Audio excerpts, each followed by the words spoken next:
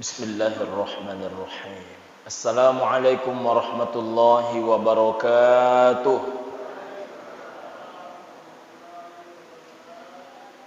Innal hamdalillah salatan wa salaman ala Rasulillah. Asyhadu an la ilaha illallah wahdahu la syarikalah wa asyhadu anna Muhammadan abduhu wa rasuluhu la nabiyya ba'dah. Allahumma salli ala sayyidina Muhammad wa ala alihi wa ashabihi wa mawala. Amma ba'du. Ibu dan bapak orang tua kami yang kami muliakan, seluruh pengurus masjid, pemuka masyarakat, alim ulama, cerdik pandai, tamu Allah sedang jamaah maghrib yang berbahagia, sahabat sebaya, adik-adik dan anak-anak kami yang berhadir yang kami cintai, mudah-mudahan kita semua menjadi hamba Allah yang disayangi Allah subhanahu wa ta'ala. Amin ya rabbal alamin. Ibu dan bapak rahimakumullah, pada pertemuan sebelumnya kita sudah mengkaji tentang bahaya penyakit sombong. Malam ini ibu dan bapak rahimakumullah, kita akan mengkaji tentang penyakit hasad. Mudah-mudahan kita terjauhkan daripada penyakit hasad ini. Amin ya rabbal alamin. Ibu dan bapak rahimakumullah, berbicara tentang penyakit hasad, Nabi sallallahu alaihi wasallam bersabda dalam sebuah hadis yang diriwayatkan dari Abi Hurairah radhiyallahu anhu, diriwayatkan oleh Imam Abu Daud, yang mana Nabi sallallahu alaihi wasallam menyampaikan, Bismillahirrahmanirrahim, iyyakum wal hasad. Jauhilah oleh kalian, kata Nabi, ibu dan bapak rahimakumullah, penyakit hasad. Nabi menggunakan kalimat iyyakum. Iyyakum, ibu dan bapak, digunakan untuk sebuah kalimat yang memerintahkan menjauhi. Jadi iyyakum wal hasad, jauhilah oleh kalian, kata Nabi, penyakit hasad. Mengapa penyakit hasad ini mesti dijauhi, ibu dan bapak rahimakumullah? Karena kata Nabi sallallahu alaihi wasallam, fa innal hasada, sesungguhnya kata Nabi, hasad itu yakulul hasanati, memakan segala kebaikan. Jadi hasad itu dia memakan segala kebaikan. Kama takulun narul hatab, sebagaimana api membakar kayu bakar.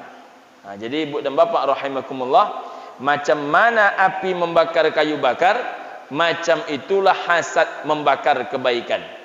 Bagaimana api membakar kayu bakar? Paling tidak ibu dan bapak, kalau kita tengok ada dua filosofinya.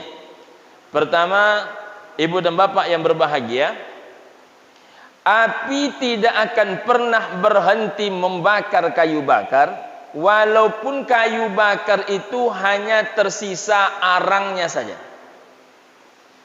Kapan api akan berhenti membakar kayu bakar? Apabila arang pun sudah berubah menjadi abu. Macam itulah ibu dan bapak rahimakumullah, hasad membakar kebaikan. Tidak akan pernah hasad itu berhenti memakan, mengunyah, menghabiskan kebaikan, hingga kemudian ibu dan bapak rahimakumullah, arangnya pun tidak dia tinggalkan, sisanya pun dia habiskan, ampasnya pun dia hancurkan, hingga kemudian tidak bersisa kebaikan itu sedikit pun, ibu dan bapak rahimakumullah.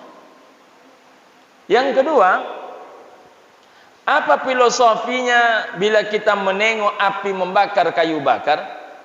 Api membakar kayu bakar, ibu dan bapak rahimakumullah, tidak hanya membakar kayu bakar itu dari luar, tapi api itu masuk ke dalam kayu bakar. Makanya kalau ibu dan bapak menengok api yang sedang menyala, payah kita membedakan mana api, mana kayunya.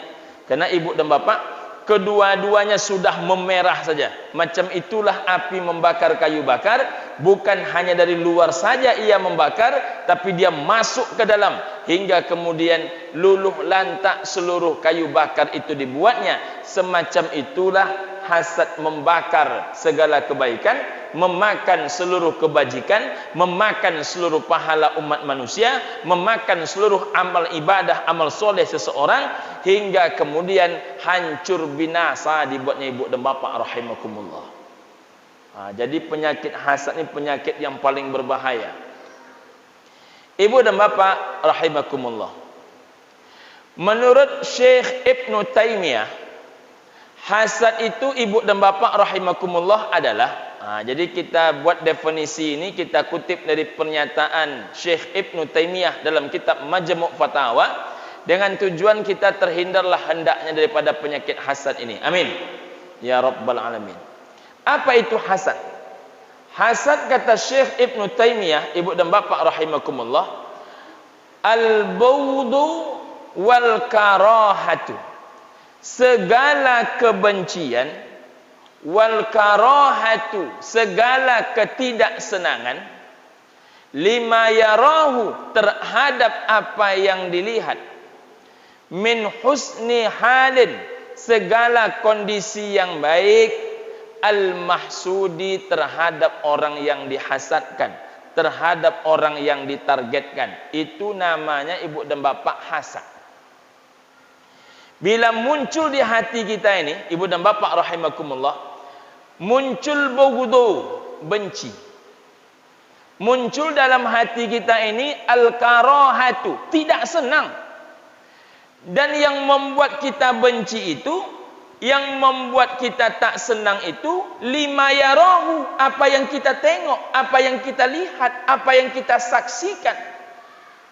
Apa yang kita saksikan itu min husni halin, kondisi yang baik, sesuatu yang baik, sesuatu yang didapat oleh orang itu baik.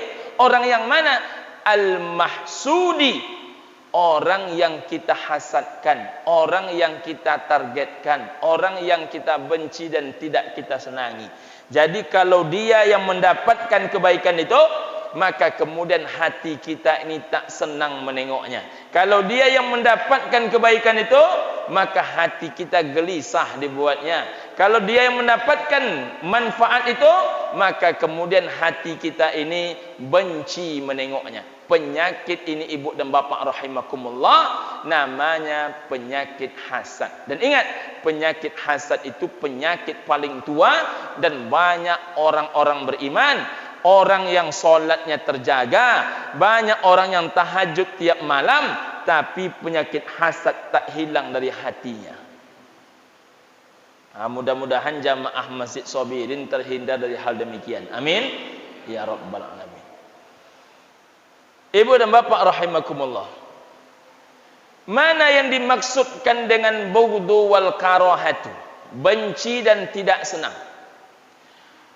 Ada orang ibu dan bapak rahimakumullah, karena kebencian dia, karena ketidaksenangan dia, maka bila orang itu bercakap, maka tak senang hati dia. Siapa contoh yang bercakap tu Pak Ustaz? Contohnya ibu dan bapak rahimakumullah, ada orang hari ini dengan gampang merendahkan orang lain hanya karena berbeda pengajian. Hanya karena berbeda pengajian. Ibu dan bapak rahimakumullah, lalu dia jangankan memanggil ustaz kepada yang dia hasadkan, dia hanya memanggil nama saja kepada orang yang dia hasadkan. Tak sedikit orang sekarang memanggil Ustaz Somad bukan Ustaz Somad, Somad. Tak sedikit orang hari ini karena ketidaksenangan memanggil Ustaz Adi Hidayat bukan dengan Ustaz Adi Hidayat, tapi Adi Hidayat. Bahkan ada orang mengaku ulama tapi menyerang personal Ustaz Abdul Somad. Uwas itu kata dia adalah ustadz ahli syubhat. Ini na'udzubillahi min dzalik. Kenapa ada seorang ulama yang dia bacakan Al-Qur'anul Karim tapi mulutnya tidak mencontohkan Al-Qur'anul Karim? Isi kepalanya menjelaskan Al-Qur'anul Karim tapi mulutnya kotor, mudah menjudge orang lain, mudah menghakimi orang lain. Karena di dalam hati itu ibu dan bapak muncul al-bughdu wal karahatu, muncul benci, muncul tidak senang. Itulah namanya penyakit hasad. Ditambahkan oleh Imam An-Nawawi dalam kitab Riyadhus Shalihin, apa itu hasad? Kata Imam An-Nawawi, ibu dan bapa rahimakumullah, hasad itu adalah segala keinginan tercabutnya nikmat dari seseorang yang memperolehnya, baik nikmat itu bersifat agama, baik nikmat itu bersifat kehidupan dunia, maka itu namanya adalah hasad. Jadi kalau ada muncul di hati kita ini keinginan tercabut nikmat dari seseorang, hilang kebaikan itu daripada dirinya, maka kata Imam An-Nawawi itu nama penyakitnya hasad. Jadi bagaimana membedakan antara cemburu dengan hasad? Menurut ibu dan bapak, cemburu itu dosa apa tidak? Hah? Cemburu itu dosa apa tidak, ibu-ibu? Ibu-ibu pernah cemburu? Sering kan? Apa bedanya cemburu dengan hasad? Seorang istri cemburu terhadap suaminya, boleh? Boleh. Berdosa? Tidak berdosa. Yang tak boleh itu cemburu buta. Namanya saja cemburu buta. Cemburu buta itu menggelapkan mata. Kalau sudah gelap mata, tak nampak lagi mana yang hak, mana yang batil, mana yang halal, mana yang haram, mana yang iya, mana yang tidak. Jadi cemburu yang paling baik, ada cemburu yang baik. Ada 3 macam cemburu yang boleh. Selebih itu tak boleh cemburu. Pertama, cemburu menengok iman orang. Yang kedua, cemburu menengok amal orang. Yang ketiga adalah cemburu menengok ilmu orang. 3 cemburu ni boleh.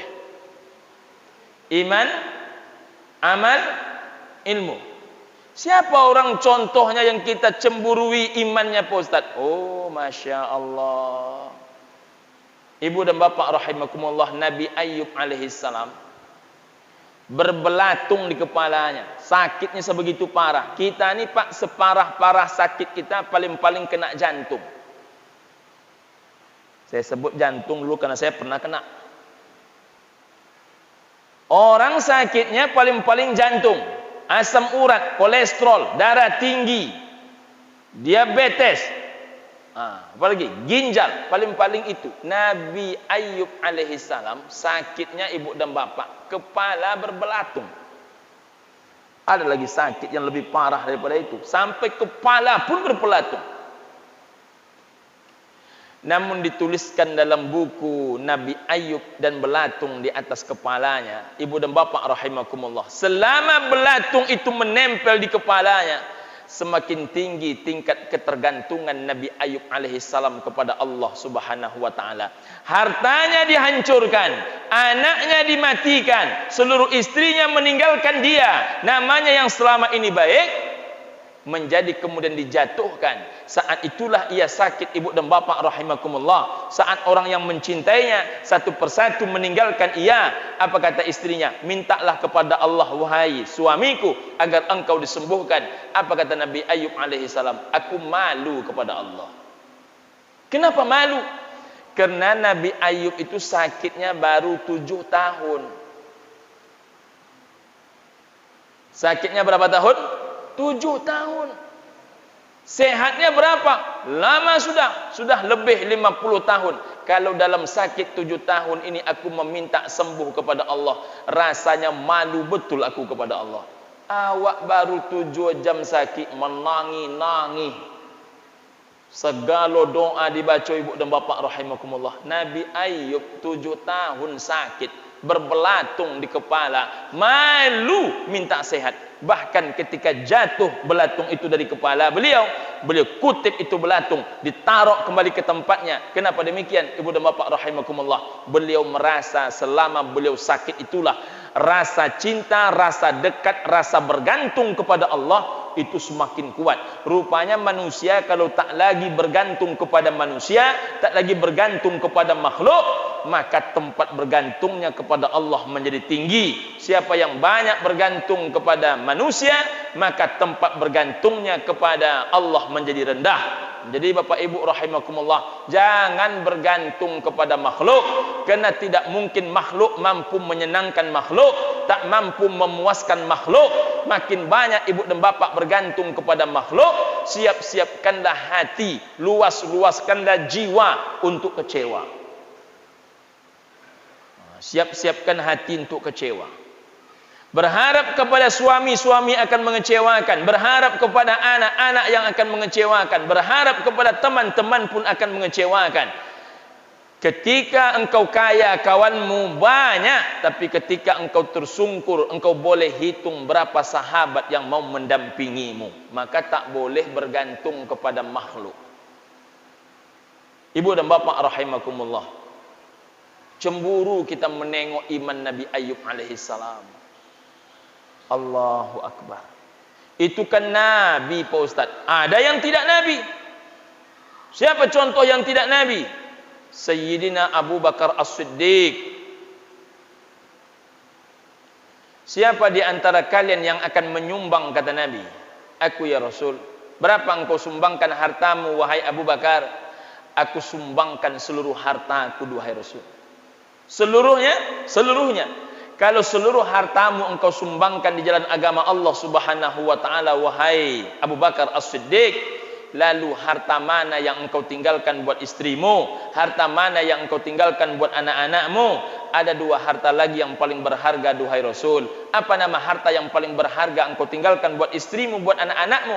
Yang aku tinggalkan itu adalah Allah wa anta ya Rasulullah. Allah dan engkau duhai Rasulullah. Masya Allah, cemburu kita menengok iman orang. Masya Allah, begitu imannya Abu Bakar. Suatu kali, ibu dan bapak, ketika semua orang tak percaya lagi dengan Nabi Muhammad dalam peristiwa Isra wal Mi'raj, saat itu orang hanya dua kelompok. Kelompok yang pertama, yang dahulu tak percaya dengan Nabi, dengan munculnya peristiwa Isra wal Mi'raj semakin tak percaya terhadap Nabi. Yang kedua, dulu percaya dengan Nabi, dengan adanya cerita Isra wal Mi'raj menjadi ragu terhadap Nabi. Tapi Abu Bakar As-Siddiq, ibu dan bapak rahimakumullah, menyampaikan kepada seluruh kaum muslimin. Apa kata beliau? Andaikan aku menengok tembok ini putih, lalu datang Muhammad, dan Muhammad berkata, "Hai Abu Bakar, tembok itu bukan putih, tembok itu warnanya hitam," maka aku salahkan mataku. Hai mata Abu Bakar, engkau salah menengok. Hai Abu Bakar, engkau salah memandang. Rupanya tembok itu bukan putih, temboknya hitam. Kenapa? Muhammad yang bilang tembok itu hitam. Masya Allah. Allahu Akbar. Kalau bapak ibu ada macam itu selama ini?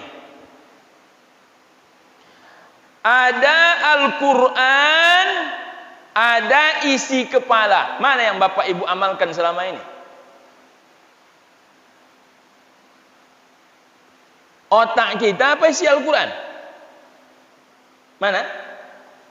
Hah? Ragu pula nampaknya menjawab. Ada Al-Quran, ada pendapat isi kepala, ada pendapat tokoh masyarakat. Mana yang biasa dijalankan? Pendapat orang apa pendapat Al-Quran? Nah, kita coba mencek satu. Langsung pula terbuka Surah An-Nisa.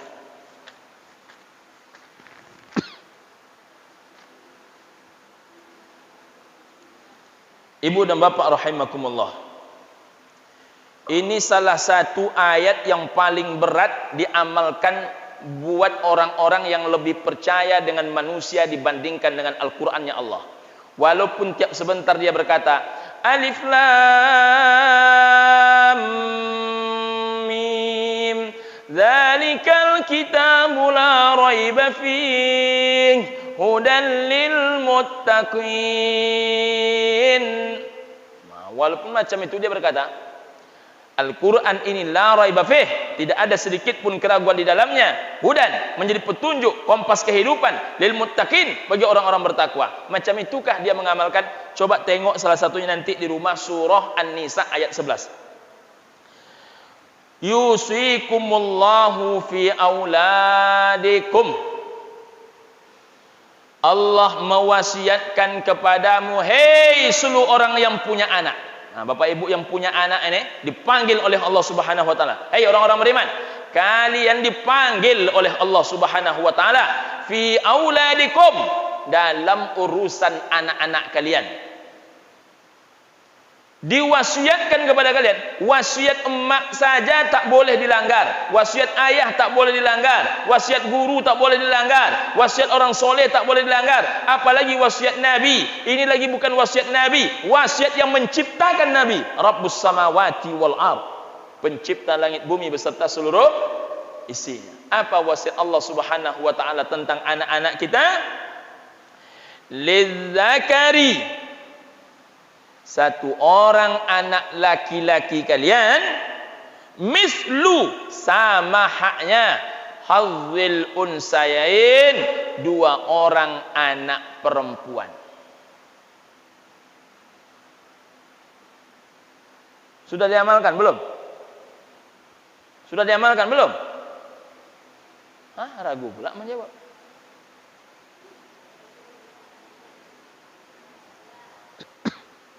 Sudah? Itu tak mudah mengamalkan itu, Pak. Satu orang anak laki-laki, haknya kata Allah, yang ngasih bapak ibu rezeki, yang ngasih bapak ibu hidup, yang ngasih bapak ibu segala pencaharian, yang menyehatkan badan, memberkahi hidup, dia yang ngasih. Sekarang diaturnya kita, kalau kalian nak membagi, satu anak laki-laki haknya sama dengan dua orang anak perempuan. Kalau Abu Bakar yang ku tengok putih sekalipun, tapi Muhammad bilang hitam, maka aku akan berkata, mataku salah, aku salah, Muhammad yang benar. Cemburu kita menengok iman beliau. Masya Allah. Ya Pak, cemburu kita menengok iman beliau. Boleh cemburu macam itu? Boleh. Cemburu iman itu boleh. Cemburu amal ada. Saya diundang ceramah ibu dan bapak rahimakumullah ke Kutacane, Kabupaten Aceh Tenggara. Yang membaca Quran ustaz dari Medan. Pagi itu saya mengisi muhasabah di lapangan Jenderal Ahmad Yani. Siangnya ada acara tabligh akbar lagi di Masjid Raya Kutacane. Lalu habis makan istirahat, dikumpulkan pula lagi di rumah bupati dan sebagainya, hingga kemudian sampai ba'da isya itu tidak tahan lagi, mengantuk berat. Ketika saya mulai tertidur ibu dan bapak rahimakumullah, ustaz yang kawan saya datang itu, yang dia membaca Al-Quran, mulai saya nak tidur dia baca Quran sampai hari jam 2 dia tak juga berhenti baca Quran. Lalu saya bangun, saya tanya, Ustaz, antum tak tidur? Apa jawaban beliau? Saya belum bisa tidur Ustaz, karena hutang belum lunas. Karena orang mati syahid, ibu dan bapak, orang mati syahid itu kan dijamin masuk surga. Jadi orang mati syahid itu dijamin masuk surga. Bahkan orang mati syahid bisa mengajak keluarganya masuk surga. Nah, bayangkan tuh, keluarganya bisa dia bawa masuk surga. Asyraful maut mautus syuhada, semulia-mulia mati itu mati syahid. Tapi ibu dan bapak rahimakumullah, kapan orang mati syahid terhalang masuk surga? Apabila ia memiliki hutang. Maka hati-hati dengan hutang. Hati-hati dengan hutang. Maka Bapak Ibu kalau masih bisa menghindari hutang, hindari hutang. Berhutang ini enak, memakannya payah membayarnya. Apalagi kalau awak punya karakter semangat dalam berhutang, bersabar dalam membayarnya. Wah, itu lebih berat lagi. Jadi apa kata beliau? Saya ini masih punya hutang, Ustaz. Hutang apa? Saya dari dulu Pak Ustadz mewajibkan diri saya ini setiap hari mesti menuntaskan hafalan 10 juz Al-Quran. Masya Allah. Setiap hari bang, dia baca, dia hafal. Satu hari 10 juz, satu hari 10 juz. 3 hari khatam Quran. Cemburu kita menengoknya, cemburu. Dia dapat, kita tak dapat nikmat macam itu. Kita tak merasakan kemanisan macam itu. Dia merasakan kemanisan macam itu. Allahu Akbar. Beruntungnya dia mendapatkan sesuatu yang kita tak dapatkan. Cemburu kita. Cemburu macam itu boleh. Saya, ibu dan bapak rahimakumullah, insyaallah Ustadz ini sudah saya daftarkan juga namanya menjadi salah satu penceramah di Masjid Sabirin. Tapi saya tak sebutkan yang mana orangnya. Salah satu penceramah di Masjid Sabirin, Ustadz ini yang insya Allah saya tetapkan. Karena sampai Desember sudah kita atur penjadwalannya. Ibu dan bapak rahimakumullah. Salah satu di antara Ustadz yang tampil di Sabirin itu seorang pegawai negeri. Tetapi seluruh gaji pegawai negerinya dia sedekahkan. Seluruhnya. Sudah berapa lama itu terjadi Pak Ustaz? Sudah lama. Seluruh gaji PNS-nya dia sedekahkan. Jadi dari mana dia makan? Kalau ada titipan jamaah, itulah yang dia makan. Saya kalau dengan Ustaz yang satu ini tingkat sungkan saya tinggi.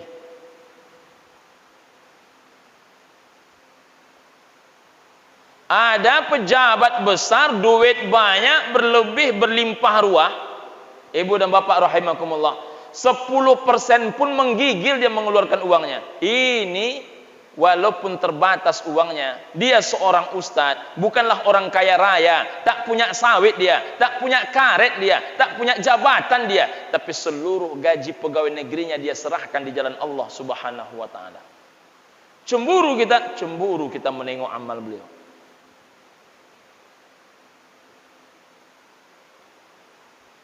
Datang pula kita ke Masjid Abu Darda. Masjid yang megah, mewah, sebesar itu. Satu kotak infak pun tak ada. Satu bakul pun tak ada. Semua biaya ditanggung pribadi. Semua biaya ditanggung pribadi. Mulai biaya imam sampai biaya guru anak-anak menghafal Quran itu. Tapi itu pula Allah membalasnya. Sangat banyak rezeki bapak itu. Orang beli tanah dapat tanah. Beliau beli tanah plus minyaknya. Beli tanah ada minyak dalam. Asal beli tanah ada minyak dalam. Kita percaya macam itu. Percaya ada, yakin kurang. Makanya uang bakul itu selalu 5.000 datangnya. Jangankan masjid sendiri lagi ibu dan bapak rahimakumullah dibangun orang. Mohon maaf saya nih. Saya berapa kali menemukan di beberapa masjid, mohon maaf. Mohon maaf, jangan tersinggung nih bapak-bapak pengurus. Ini tidak ada hubungannya dengan Masjid Sabirin. Berapa kali saya menengok uang anak yatim beratus juta. Tapi memberi anak yatim itu hanya 500.000 setiap kali kegiatan. Saya tengok pula ibu dan bapak, uang masjid beratus juta. Mohon maaf, gaji imam masjidnya 700.000 hanya Rp1.000.000 saja. Saya heran, apa yang dipikirkan oleh orang ini menumpuk-numpuk duit. Tak dia tengok masjid paling gagah se Asia. Masjid paling gagah se Asia ini itu saldo kasnya 0. Masjid apa itu? Masjid Jogokarian, Yogyakarta. Masjid Jogokarian itu sebesar Masjid Sobirin. Bedanya masjidnya lantai 2. Kalau solat subuh, lantai 1 penuh, lantai 2 penuh, di luar penuh. Dikatakan masjid terbaik Asia Tenggara. Di situ kalau hilang handphone jamaah, diganti handphone baru. Hilang laptop jamaah, diganti laptop baru. Hilang motor jamaah, diganti motor baru. Di tempat kita di Pekanbaru, hilang motor ustadznya digantinya, ibu dan bapak rahimakumullah. Kalau di tempat kita ini, kalau hilang motor ustadz diganti juga biasanya, enggak?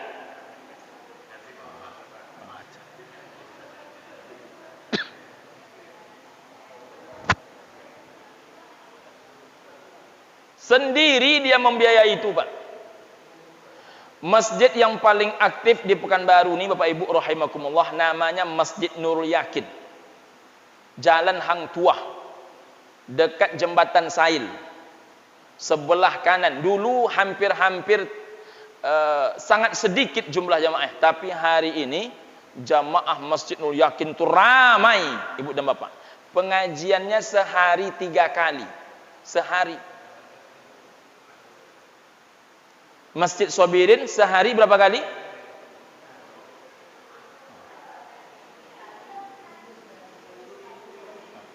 Sekali 2 pekan.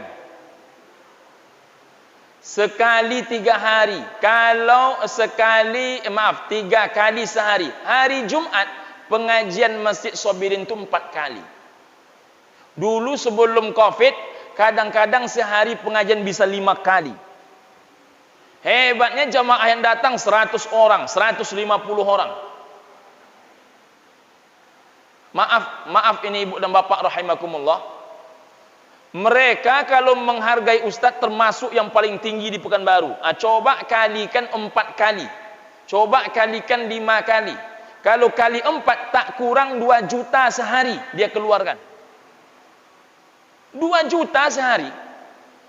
Hebatnya lagi, hari Senin sembelih kambing, hari Kamis sembelih kambing. Tanggal 1 sampai tanggal 10 Muharram tiap hari sembelih kambing. Tanggal 1 sampai 9 Zulhijjah tiap hari sembelih kambing. Sudah dan ya?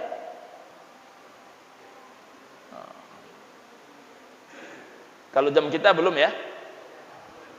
Sikit lagi ya, 3 menit lagi. Ibu dan bapak rahimakumullah, hebatnya Masjid Nurul Yakin tuh.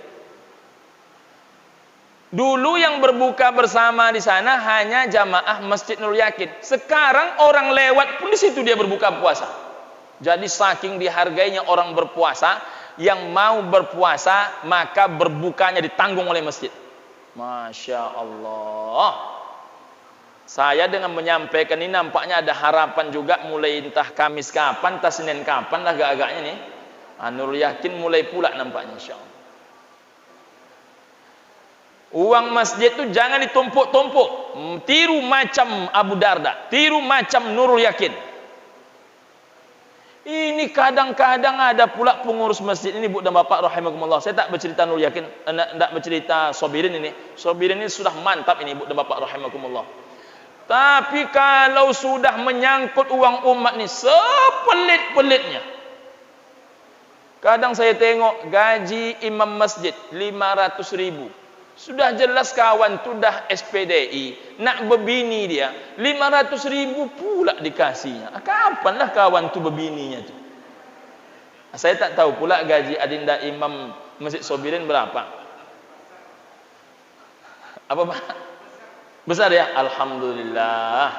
Kalau saya dengar bacaan beliau tadi, pantas dan patut besar. InsyaAllah. Jadi ibu dan bapak rahimakumullah, cemburu kita menengok amal orang. Lalu, cemburu yang ketiga bolehkah? Cemburu ilmu orang. Contohnya siapa? Ustadz Adi Hidayat. Gelar doktornya 7. 4 gelar doktornya diberikan oleh kampus-kampus luar negeri, di antaranya Istanbul, Turki, langsung diserahkan oleh Pak Recep Tayyip Erdogan. Kampus Sudan 2 kampus, memberikan gelar doktor. Tapi ada juga orang yang tak mau mengakui ustadznya beliau itu. Padahal beliau bukan hanya hafal Al-Quran, bukan hanya hafal ribuan, ratusan ribu hadis, ibu dan bapak rahimakumullah. Bahkan pojok-pojoknya pun hafal dia. Pojok kiri, pojok kanan, bawah, garis sekian, garis sekian. Kalau awak hafal juga, tapi halaman pertama, halaman terakhir. Tengahnya tak hafal, beliau tengahnya pun hafal. Boleh cemburu kepada beliau, cemburu menengok ilmu orang tu boleh. Tapi bila dalam hati kita muncul ketidaksenangan, dalam hati kita muncul kebencian, atau ingin tercabut nikmat itu dari dirinya, maka nama penyakitnya adalah hasad. Itulah pembahasan kita malam ini. InsyaAllah kita sambung lain waktu, lain kesempatan. Amin ya rabbal alamin. Maafkan saya kalau ada hal-hal yang tak berkenan ibu dan bapak rahimakumullah. Billahi taufiq wal hidayah. Assalamualaikum warahmatullahi wabarakatuh.